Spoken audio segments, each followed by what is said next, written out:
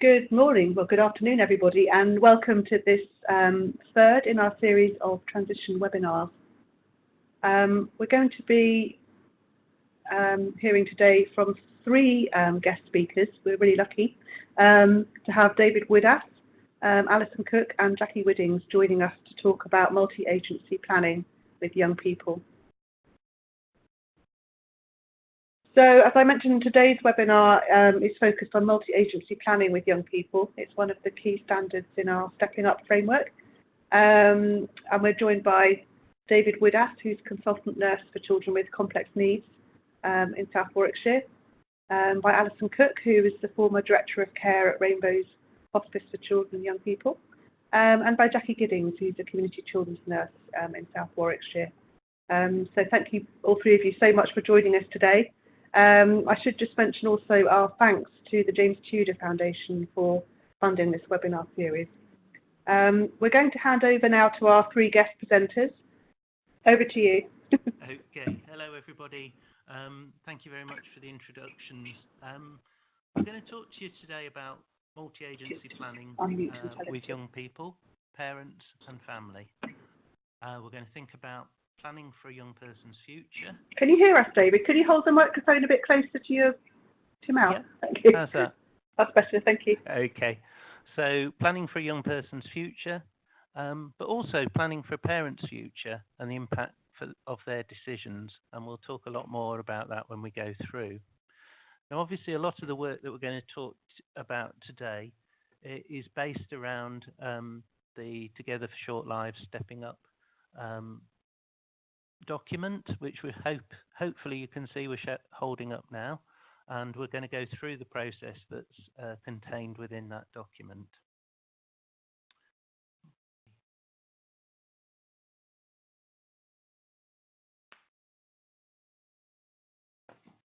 Okay, so we really need to think about the young people as being individuals.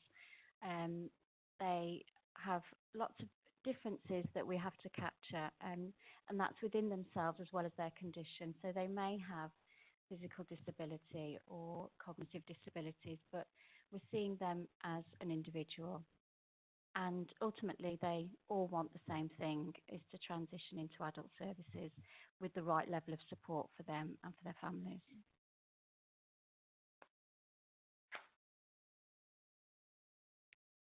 Okay, so it's a big stage for everybody. It's hard for them to think about the future and things having to change. So it's hard for the young people, but it's also hard for the parents, and it's a big change for everyone. And we need to really think about that when we're thinking about transitioning young people into adult services. And again, it's seeing them all as individuals, and they all need to be treated like that. And we're thinking about, from an early age, from 14 onwards, starting to see the young person as having the opportunity to discuss their own health needs with professionals and not always looking to the parents to make all the decisions.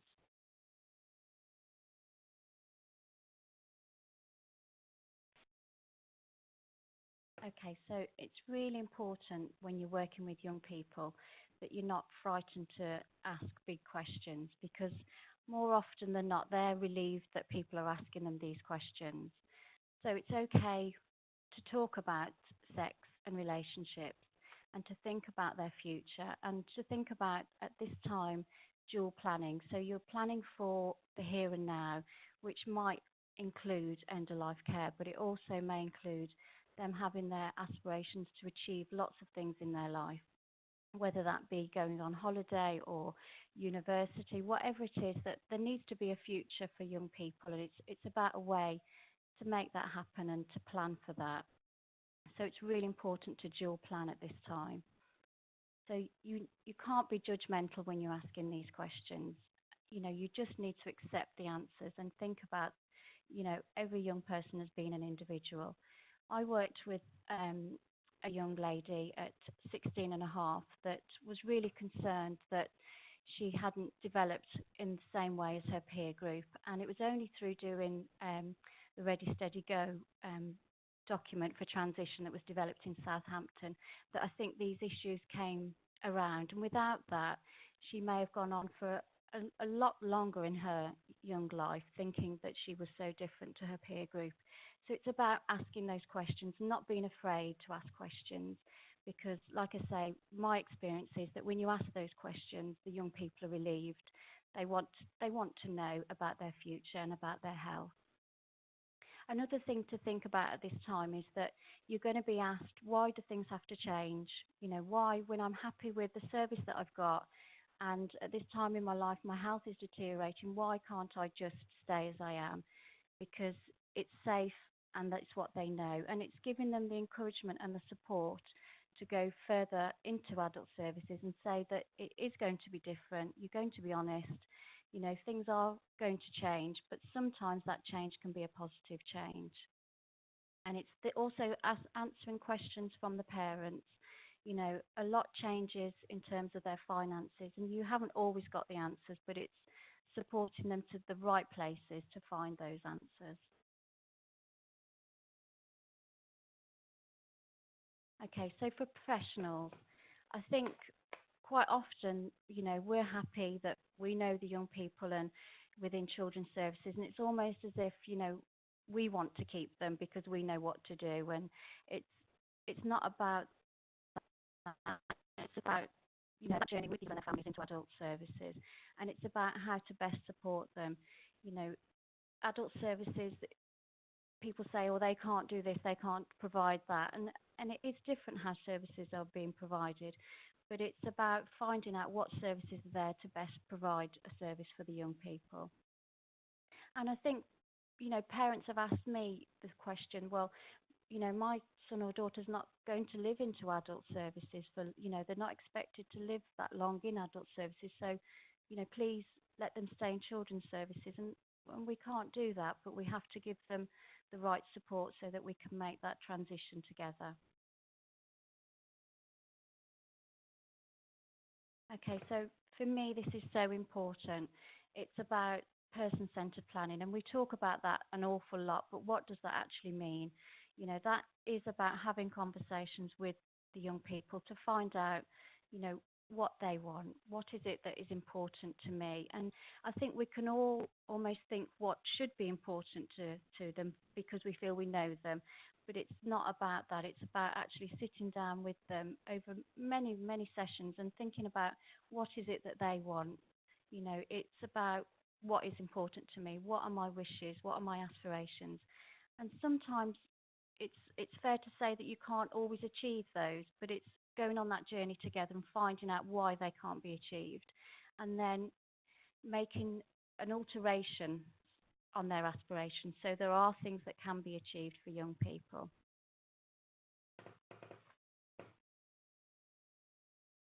Thank you, Jacqui. I'll just swap over now.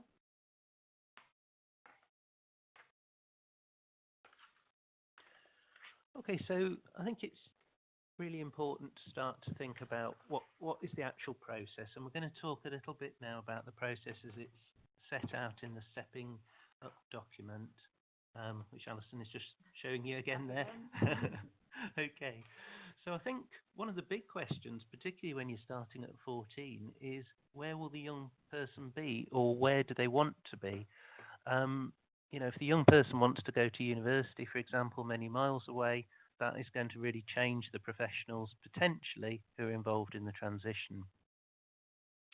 And I think there's different professional leads in different areas as well. So that's why that becomes such a key question, because particularly in adult services, but I think even in children's services, things are structured very differently.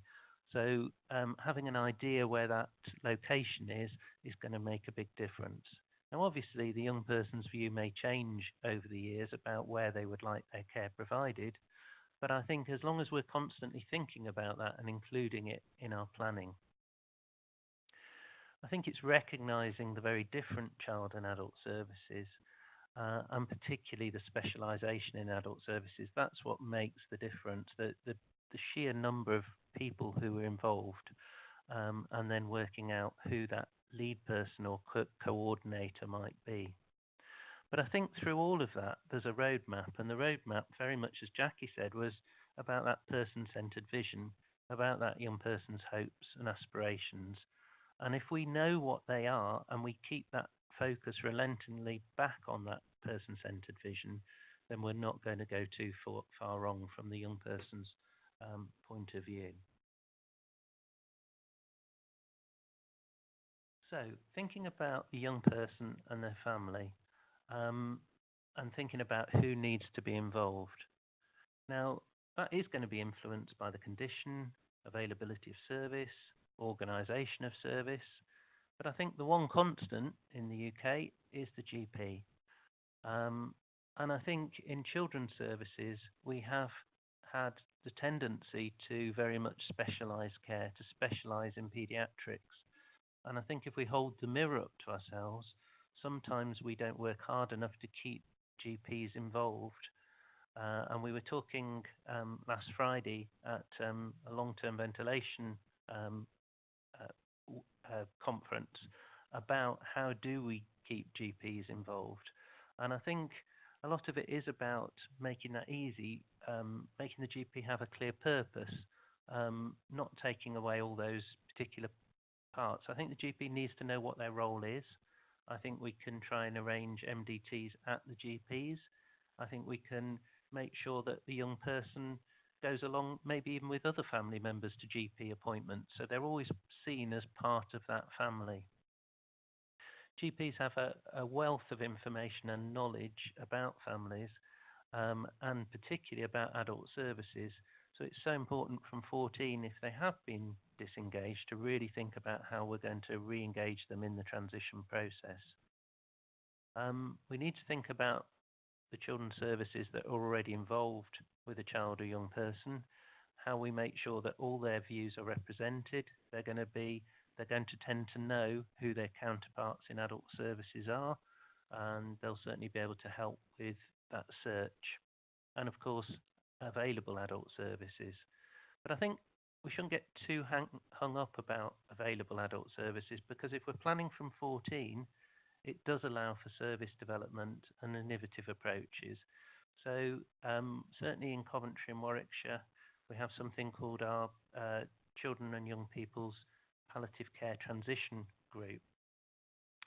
And what we do is we sit with adult hospice and clinicians, with children's services, and we talk with parents and young people's permission from 14 about the young people who are coming up and will be transitioning in 4 years' time. So one example of what happened with that was that an adult clinician actually had a vision of a young person's ventilation service, and during the 4 years from when he first knew the numbers, because we'd provided them and discussed these young people, he started to set up that service, and we now actively have young people who are engaged in that service. So it didn't exist, but by the time we got to transition, that had been set up. Okay. So of course, who funds the care? So a lot of our young people have care packages, and the funding of those care packages has a huge influence on who's involved in the planning of future options, particularly in terms of the care package, but that's going to influence so many other things. So thinking about continuing healthcare, there are big differences between children and adults continuing healthcare. In children's continuing care, it's always joint. Social care and education are always involved. In adults continuing care, we're looking for a primary healthcare need. Therefore, the NHS will take that lead in planning and providing the place of care and the care package. If it's social care, then they need to know early. Health colleagues to think about what the total MDT needs to be. There could be joint funding arrangements, and certainly we see quite a few of those of young people going into adult services. And again, those can be quite difficult to navigate, so it's very important that we start early thinking about how that's going to work together.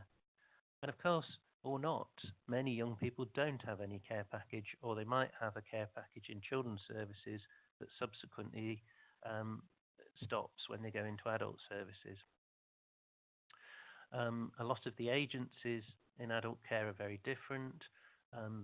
the staff are different, and their approaches are different. So again, we need to know who is likely to take over that care package very early in the transition journey.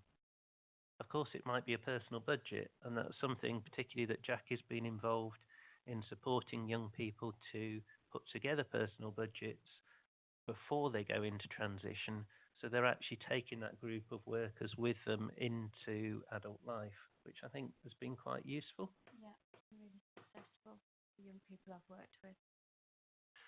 And I think that's certainly something we're thinking about, is something that hasn't grown particularly yet in children's services, but certainly in our experience, we found it to be really positive.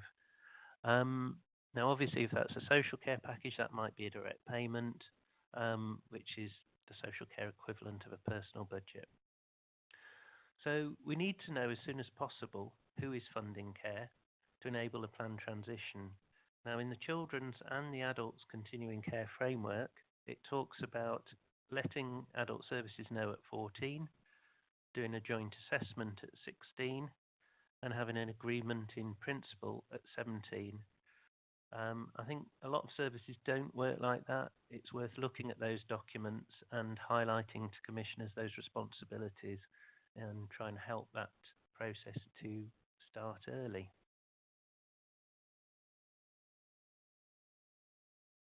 Okay, so what we're trying to do is get people engaged in the transition process, and as Jacqui says, starting to think about the difficult questions, starting to see themselves as part of a transition team, everybody knowing who's their job, that we've got the appropriate resources together. Choices will always be limited, particularly by a lack of time, so that's why it's so important to start early at 14, and I think that example of the young person service that was set up is a classic example of what can be done if you've got a time frame. A lack of planning, a lack of knowledge of local services. Again, all those things are made worse by having a short amount of time. So it's about focusing on transition, seeing it as really important, seeing it as something that we should be regularly meeting about, and everybody being signed up to that vision. And that includes the family young person. They may be thinking this is really early, and certainly I've been to see young people at 14 and their families not really in the place where they wanted to start talking about it. So we arranged to meet a few weeks later or months later, and we keep going back and keep raising those issues until they feel ready to be engaged. Okay, so thinking about actually pulling that together, going back to stepping up and the processes, the phase one is very much looking about who is going to be that lead. So the person that's done all the work we've talked about, that Jacqui and I have talked about up to this point. So we've started to think about person-centred planning. We've met the young person and their family. We've started to think about the MDT, and we started to follow up some of those early discussions. And I think we've talked a little bit about dual planning, and I think that's so important through all these phases, is for us to be planning for transition and the young person's future, and also be ready to deliver high quality end of life care. And I think very early in my time in Warwickshire, we had a young person where there was an amazing transition plan set up. He was going to go to college, and at college the accommodation was sorted, the care package was sorted. He became really unwell, and he was thought to be at end of life care. We put in the on-call, we put in all the staff, and we supported the young person and their family. And he started to rally. Now, during that time, somebody from education, not wanting the young person or their family to be upset by communications, etc., had let everybody know that unfortunately the transition wouldn't be going forward. He lost his place at college, all the plans stopped, and the resources were reallocated. By the time that it had become clear that he was going to survive, all the planning had gone. And 18 months later, that young person still hadn't got to college, and his health was the best it had been for a long time. So I think if we don't dual plan, we can lose those opportunities, and that can be really hard at times. I think we're so focused on providing high quality end of life care, we can miss that vital focus on thinking about the future. And when you talk to families, if a young person does die, it is really important to them that we were planning for a future, that we were planning for a future for their young person. Okay, so moving it forward, I'm now going to move over to Alison. Thank you, David.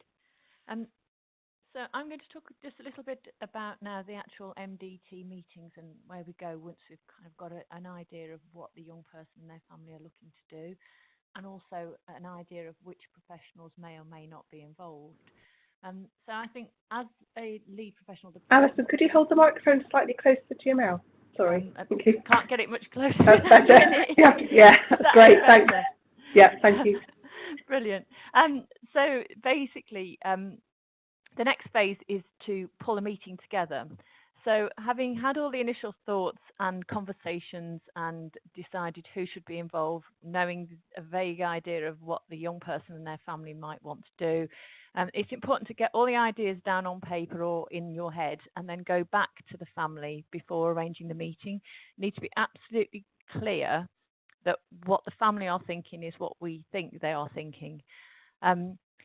It's entirely possible that a young person doesn't have an opinion because of the level of learning disability that they have, but that doesn't necessarily mean there might be a variety of ideas on the table. And it's always worth looking, particularly as we're going towards adulthood, multidisciplinary approach to options, because parents may not have a clue what's out there. It's about saying to them, these may be the options, we can talk all of these ideas through.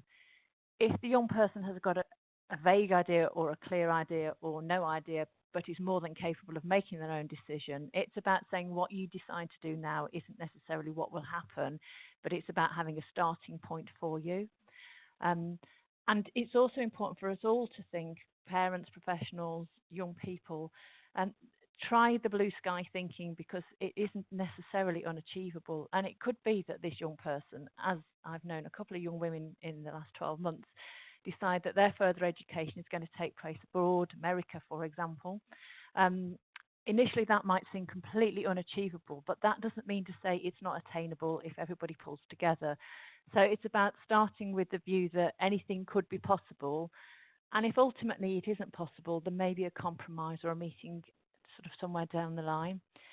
It may also be that the ultimate goal in 3 or 4 years' time is not achievable. So there may be some parallel planning around, well, this is plan A, this is what I really want to do, but if that can't happen or doesn't happen for whatever reason, then this is my plan B. So it's about having all those conversations with the young person and their family before actually getting together with the relevant professionals and putting a formal plan into place. So that's all about developing the plan and working with parents and the young person about when the MDT should take place. The key people at this meeting will always be the young person and their family. So it's important to arrange a time, date and venue that actually meets their needs. So having understood what their priorities are, we need to decide where the meeting should be and when it's going to be suitable. If the young person struggles to get out of bed in the morning for whatever reason, there's no point having a 10 o'clock meeting. It's probably better to take place in the afternoon. If we know that there's a range of events that need to take place in an afternoon, or there's appointments in the diary, then obviously try and avoid those. Too late might be very tiring for a young person. So it's all about talking to the family about what is the optimum time for this meeting and starting from that point, and then talking about inviting professionals and looking at which professionals can attend and when. It's also important to work out who are the key professionals, because it's entirely possible that this young person has got 25, 30 different agencies involved at any one time. They may not all, and probably are unlikely to all, be able to come to a meeting on the same day at the same time. So who absolutely has to be there at the first meeting? And if they can't be there, who absolutely has to put an opinion in? And it may be, certainly one meeting that I was at a number of years ago in Coventry, we had a meeting about a young person, and it wasn't until we started the conversation that we realised the most important people were wheelchair services, and they weren't at the meeting because we hadn't realised how important adaptations to the wheelchair were going to be in terms of whether or not the young person could get through the doors at their chosen venue. So it may be that you start off with one list of professionals, but as your meetings go on, you then develop another list, and there's additional people to come. And it's worth thinking about this whole process as a cycle. So it's a circle that goes round and round, and it's a cycle that continues. So you start at point A, you may then want to review it, rethink, and then go to point B and look back again, and constantly reviewing what's the right thing for that young person and keeping them at the centre will always keep focused in the right way. And as David and Jacqui said earlier, we also need to continue to think about dual planning, because at any time within this process, a young person may appear to be end of life. And as David illustrated, that doesn't necessarily mean they are end of life.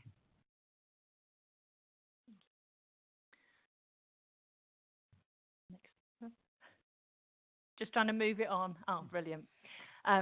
So at the first multidisciplinary team meeting, we need to make sure that we're sticking to the children, young people and family agenda. So that's got to be at the forefront of all our minds. We need to have some assessments in place, or at least a notion of what assessment needs doing. We need to outline what the plan is going to be, and we need to identify a key worker. Now, in some cases, this key worker will be a children's service professional. In others, possibly not at the first meeting, but certainly later down the line, it could become one of the adult service professionals. It could be a health professional, it could be an education professional, it could be a social care professional. And a lot of this will depend on the children, young people and family agenda. So if the key point is that this young person wants to go into further education, it's very likely that education will take a lead role in this, supported by health and social care. If the young person is thinking more about staying nearer to home for whatever reason, and looking at services that are available close to where they live, then it may be the healthcare professional, the social care professional that takes the lead. Whatever the decision, it's really important to make sure that the clear minutes, so there's an outline of what was discussed, what the outcome's going to be, and actually somebody whose name is next to an action, because if there's nobody's name next to an action, nobody's going to take responsibility. If the key worker turns out to be mum or dad, and I've worked with a number of families where quite often it's mum who's decided that actually they are the person that's going to take the lead on this for whatever reason, then they shouldn't just be left to get on with it. This is about making sure that they've got a professional that can walk alongside them. So that may be somebody from health or education, it may be somebody from social care, but there's somebody there to support the parent. Because sometimes you need that professional background to be able to open the doors and have the conversations. So it's about making sure that we're all working as a team, all working in partnership, and we're continually looking at and reviewing what we want to do.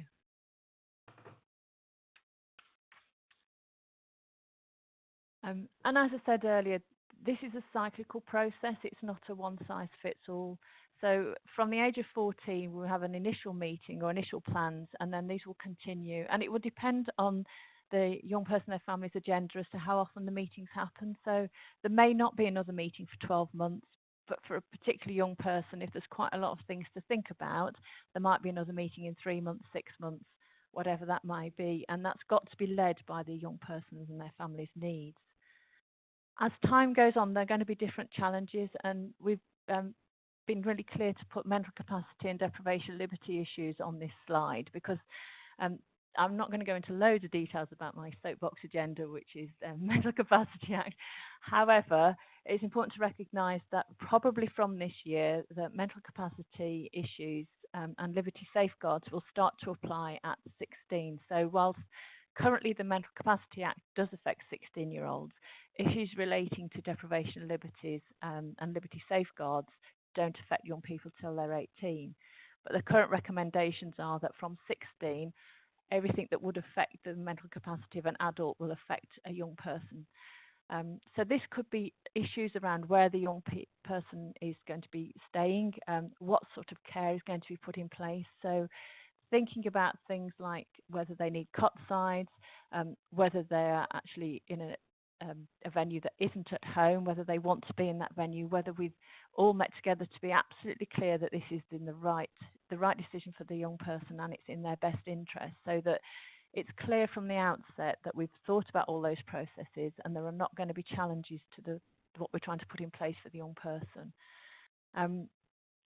It may be that there's a person going to have responsible for lasting power of attorney, but just to mention, if a young person doesn't have capacity to give lasting power of attorney, then parents can't have lasting power of attorney, and therefore they may want to apply for deputyship.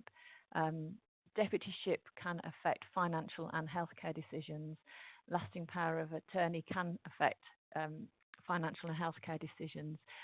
But with deputyship, it tends to only affect that decision that you're trying to make at the time. So it's about understanding that there's going to be a process throughout this young adult's life of making sure that the right people are always involved in decision making.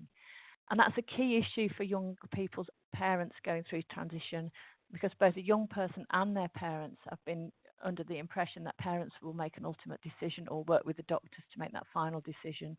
And as young people become young adults, then it's much more a multidisciplinary decision-making process, and it's much more a best interest decision, particularly for young people who can't make their own choices.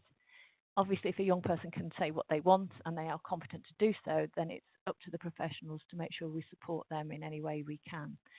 And it may be that in that situation, they actually do not want to do what mom and dad think they should do, this is going to be a challenging process for everybody, working through supporting the young people to achieve what they want, whilst also supporting their parents to feel confident and comfortable with the decisions that we're making and not alienating people along the way.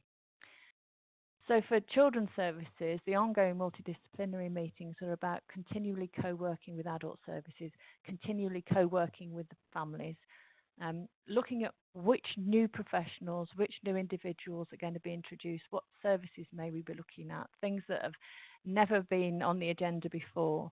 And as you said, the key person quite often here is the GP, because there isn't a paediatric version of an adult consultant.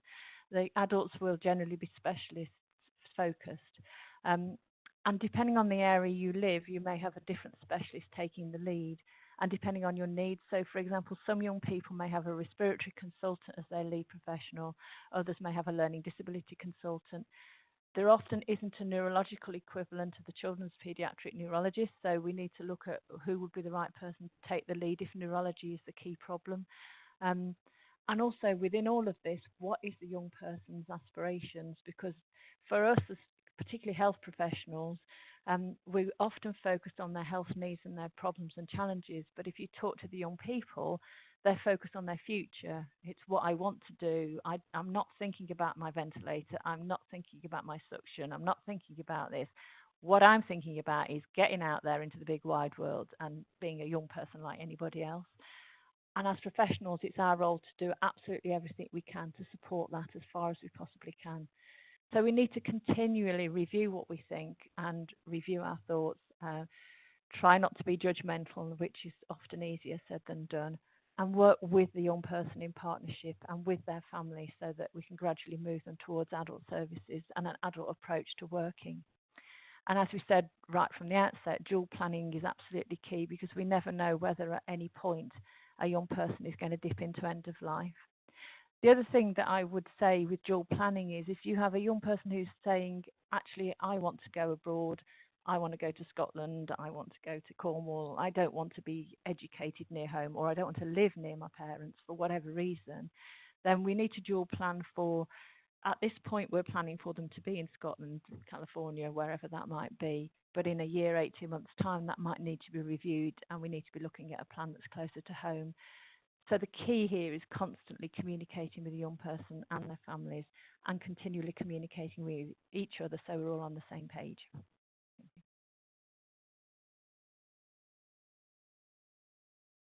Okay, so I think one of the important things is that once we've done this, once we've transitioned, I think that there can be a big sigh of relief, job done, young person in adult services. But I think in our experience, and I'm looking at Jacqui here particularly, we have seen quite a lot of transitions become undone in those late stages. So it's really important to continue that support, and certainly in stepping up, we talk about that need to continue to support young people in that initial time into adult services. So it's about a 3-month review, working with the young person, parents, and adult services, making sure the funding and everything's working properly together. Here we go. we've got it there, and that the move to the new service has been successful in the young person and parents' eyes. And I think that bit can quite often get neglected. And certainly when I started in this role, we were looking after a young person who just bounced back from adult services after an unsuccessful transition. We looked after her for another 3 years, and then at 23, transitioned her again into adult services. But that sort of experience had sort of destabilised her and her family so much, we felt we had to just work with them again for another few years just to concrete things. And that just shows just how badly things can go wrong when they're not planned and not thought about until the last minute. And again, dual planning. And we've certainly had young people who've gone into adult services and within that initial 3 months have actually gone into end-of-life care. And we certainly looked at co-working that with children and adult services, because not all the adult team were really well known by the young person and their family. So we actually worked together to provide an integrated end-of-life care. And that was really appreciated by family, that Children's Services hadn't waved goodbye and said, we're not going to be involved in that anymore. Could you just hold the microphone slightly closer to your mouth, David? Sorry. Okay. Sorry, everybody. We are having problems with the voices. So noise levels. So I think the important thing is that transition doesn't need to be scary. It can be the start of an exciting adventure. And there's a young person here who actually came to speak to us at the conference last Friday about his experiences. And Jacqui was integral in preparing this young man for adult services. And I think what's really interesting is when we first started talking to him about adult services, he was it was all about, I just want to continue with what I've already got. Why can't it continue? And we started to look at a personal budget as a way of him having some control and having a team that had been trained by the Children's Services to deliver care in a way that was familiar to him. But his aspirations were still to try and continue just as things were. But when he was talking last Friday, it was just unbelievable how his life had moved forwards. I don't know if you want to say a little bit, Jacqui, about that. Okay, so all he really wanted was for everything to stay the same. But in that process, things did change because he needed support overnight. And for him, all it meant was that he knew who was coming at night, because it was scary having strangers in your house and looking after you overnight. He's ventilated overnight.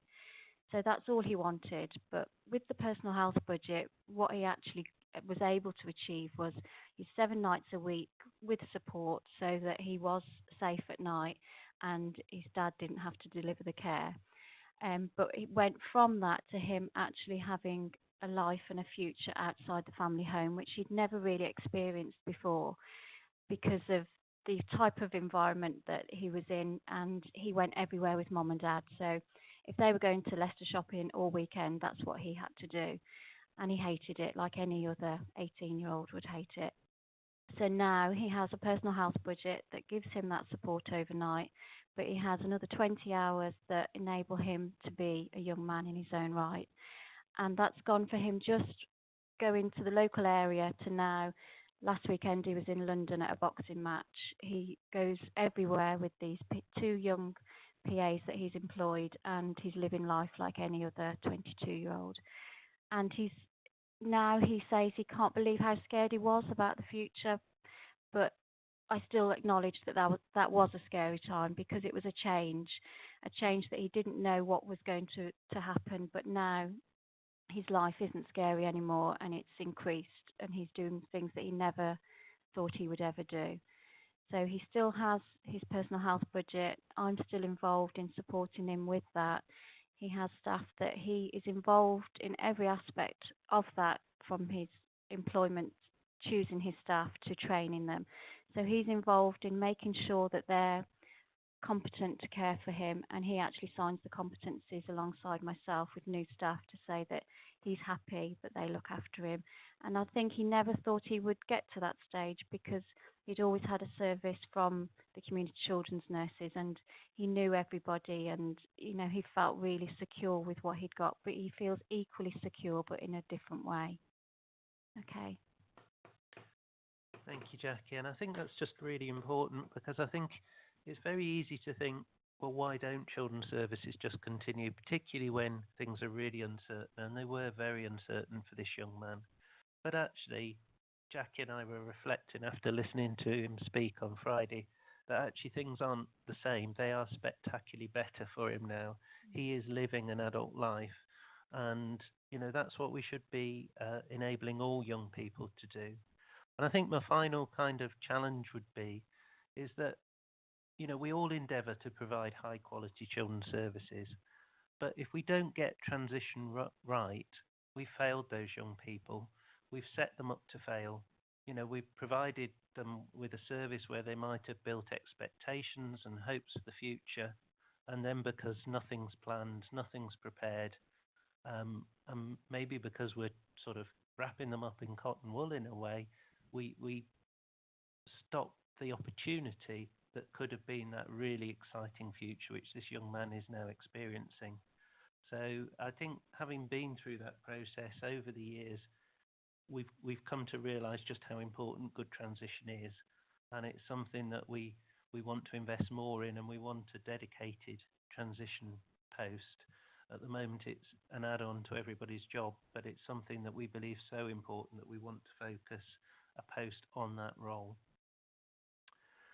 Okay, well, we've spoken a lot now, and I know it's not the easiest interface to talk together over, but we'd like to, for the last 15 minutes or so, give you the opportunity to ask questions, or if there's something you'd like us to maybe have a discussion as a little panel about, we could do that. He says, not having mentioned that to his colleagues.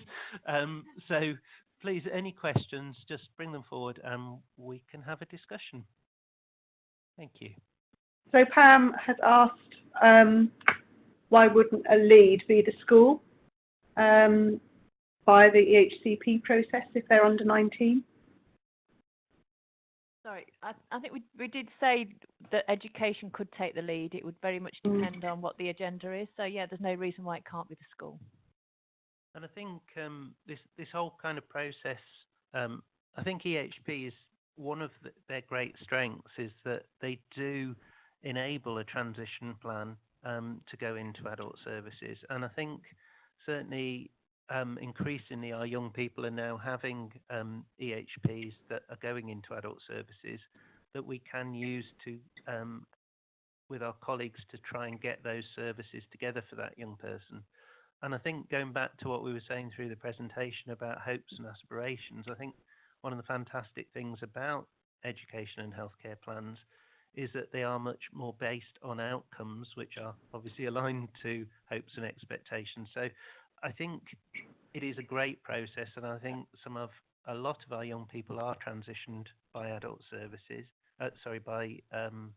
by schools and education services, and health are just there at the party. And I think everything we've said kind of goes along with that. I think a lot for the more complex young people, that sometimes drops away because people are scared about the complexities of their health condition, and particularly where there's a palliative care need, there could be a real kind of concern that they won't survive the transition. So I think that's when health has to sometimes take a lead and say, yes, we can do transition, and actually we can meet palliative care needs along that journey. Does that help, or is there anything? Sorry, we can't have that two-way conversation, but is there anything you want to put in the text box in response to that, or? Can I ask a question myself? It's Lizzie here.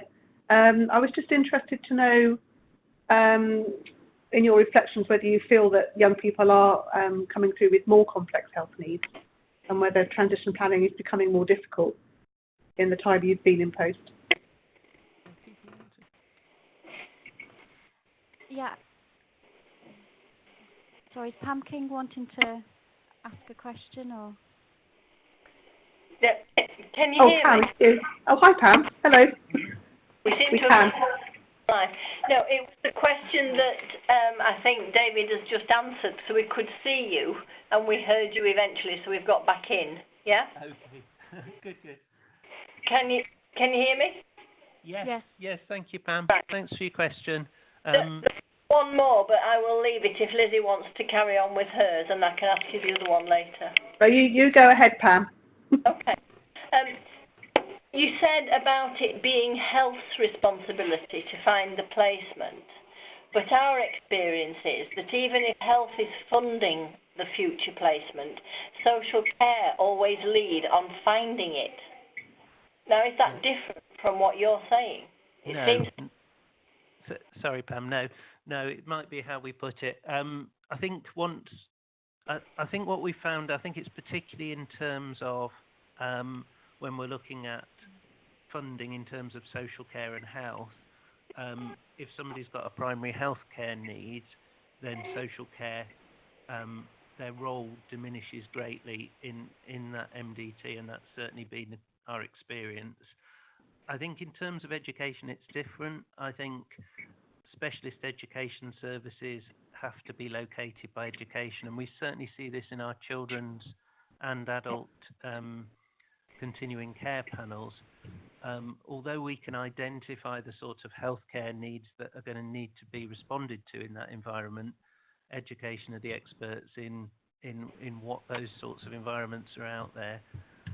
So certainly in our MDT, our sort of multi-agency continuing care panels, it is normally education when it's a school-based residential setting that will make the decision. That's not what I mean. If a young person at our school is leaving at 19 and they are not going on to an education placement, yeah?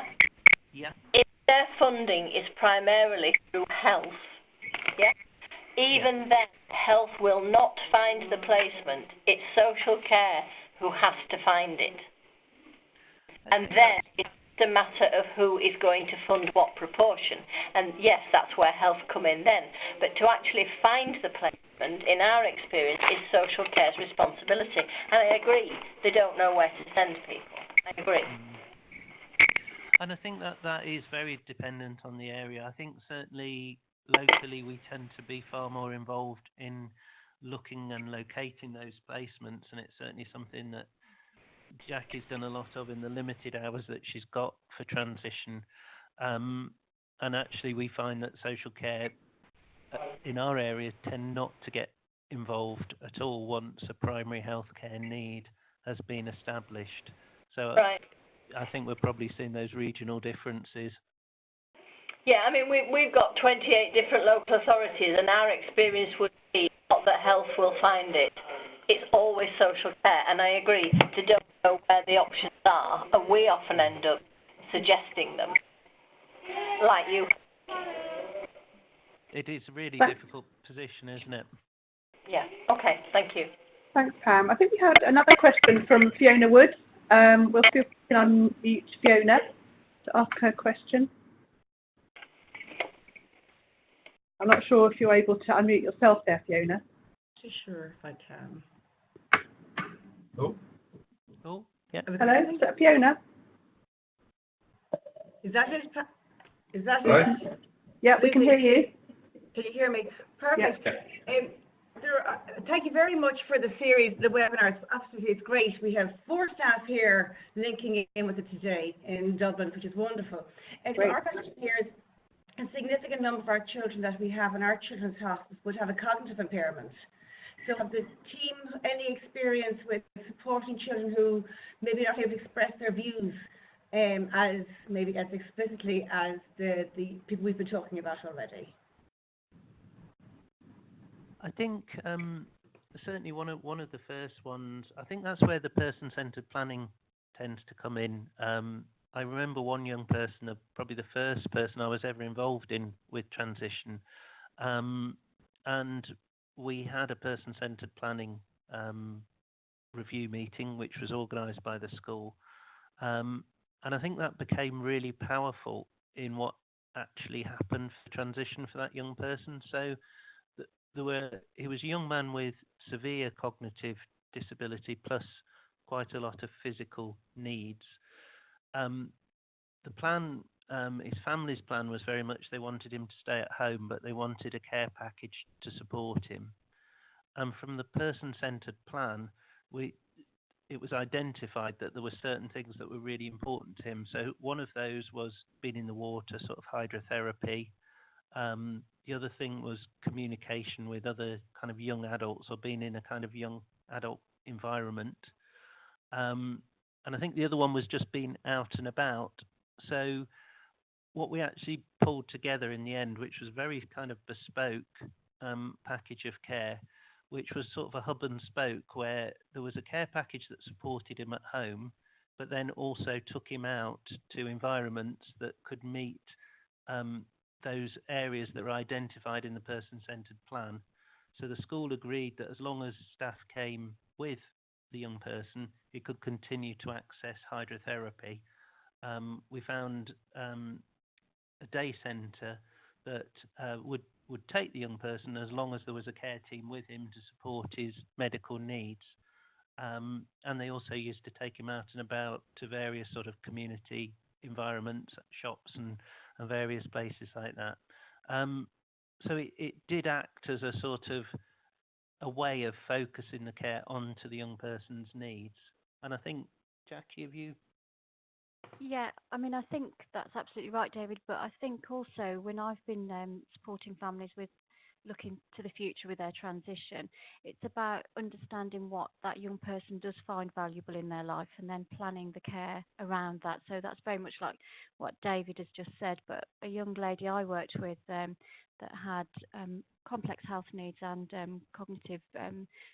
cognitively she couldn't make decisions for herself, but it was very clear on spending just a small amount of time with her that you could clearly see what she did find comfort in and value in. So we did develop a personal health budget to meet her needs so that she could stay at home, because clearly she was very well loved and supported at home, but recognising that she was an 18-year-old young lady and having the opportunity to, explore that as well. So, and it worked very well, but I wasn't able to ask her, do you like this or do you like that? But you had to spend time with her and you were able to quite clearly see what she found value. Hi, just to say, I think one of the key issues here is that parents aren't the enemy. So it's not about not looking at what parents want. And I think if you're talking transition from an early age, particularly at 14, parents are still the decision makers. And I think it's important to start with the parents looking at what they believe would be in the best interest of the young person, what their own personal preferences might be, but then also talking to other professionals that know that young person well. You may want to talk to siblings, school, obviously, social care, daycare centres, anywhere that young person goes, to find out what sort of things that young person clearly enjoys doing, what their values appear to be, what they don't enjoy doing, so that can be a plan put together, but actually working with mum and dad, not necessarily looking at, well, we know we don't want to talk to mum and dad because this has got to be the young person's decision. Clearly, if that young person can't really make a decision, it comes back to the whole concept of best interest. So if lots of people are involved in the care of that young person on a day-to-day basis, then exploring with them what their experience of the young person's enjoyment of life is and what their experience of the young person's dislikes are, and working on a plan that sort of starts with the young person at the centre, but not necessarily working on something that they've vocally said is something they want to do. Thank you. Fiona, do you want to come back on that at all?